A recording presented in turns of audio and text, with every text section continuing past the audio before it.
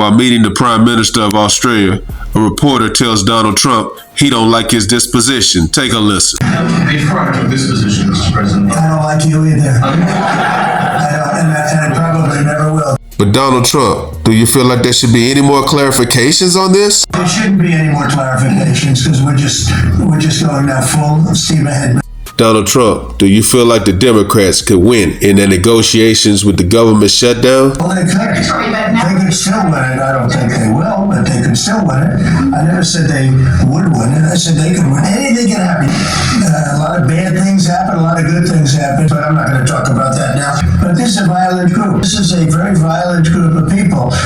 And they got very rambunctious and they did things that they shouldn't be doing.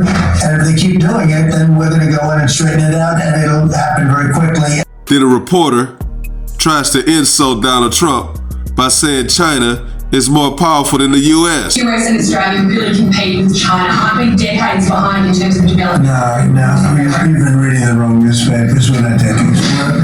We are way ahead of China militarily, the United States. We're way ahead of them in every form of military, other than they're building a lot of ships, and we'll have that started.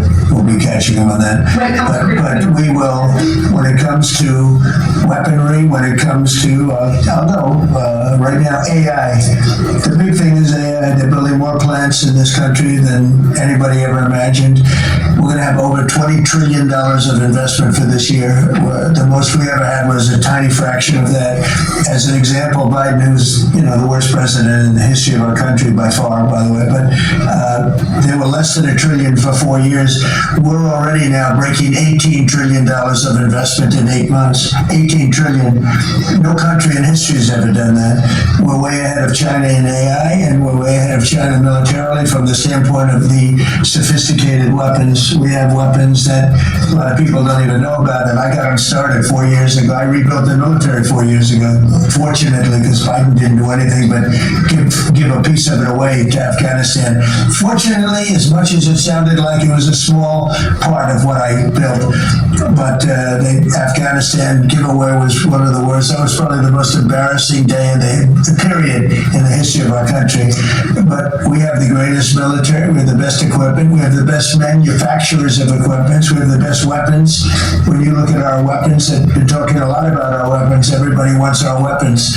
But it's great to be working with Anthony. It's great to be working with the people of Australia because they also, it's a smaller country, but you have done a fantastic job in weaponry and the kind of things. So we do a lot of joint work together. Our militaries work very, very closely together. We've been really an amazing ally when you think of it, right? There's never been any games. We're strongly committed and they're strongly committed. There are some games with other countries, but there haven't been games with Australia. After addressing the reporter's stupid statement, Donald Trump calls out another report. Where do you come from? Who are you with? the city one now.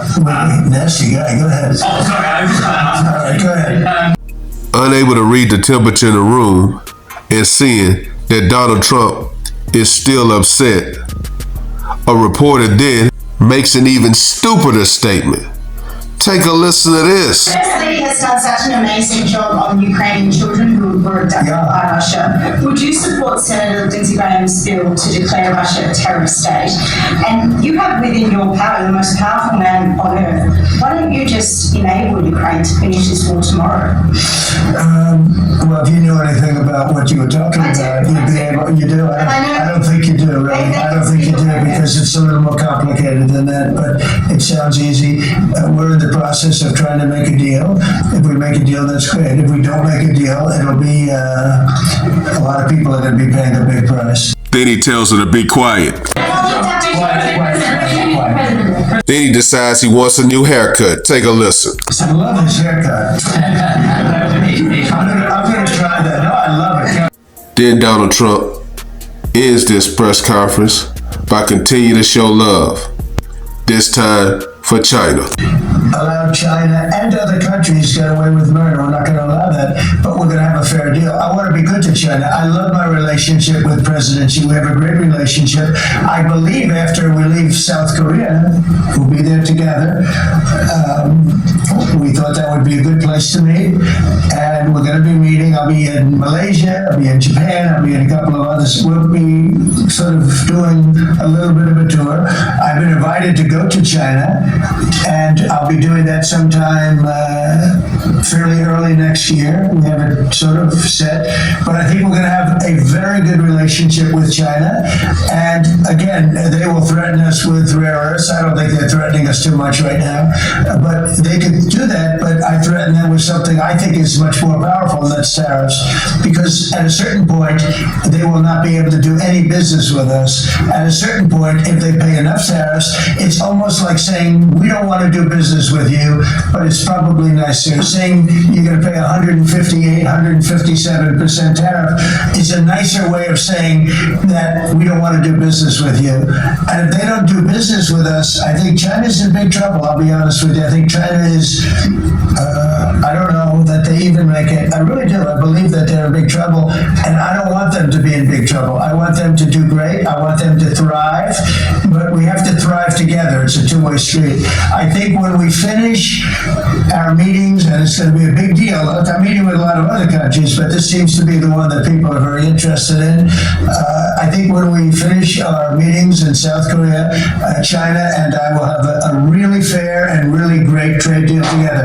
I want them to buy soybeans. They stopped buying our soybeans because they thought that was punishment. And it is punishment to our farmers, but we're not going to allow that to happen because I made a great trade deal with China, a $50 billion trade deal, and they were great about it. They were doing everything that they were supposed to do. And then when Biden came in, I used to call President Xi all the time to say, thank you, or you're not buying enough. In other words, they were supposed to buy. Biden, you think Biden ever called him?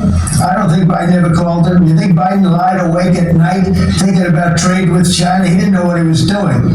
He was an incompetent president. We had an incompetent president, but you don't have that anymore. So I think we're going to end up having a fantastic deal with China. It's going to be a great trade deal. It's going to be fantastic for both countries, and it's going to be fantastic for the entire world. Thank you very much, everybody.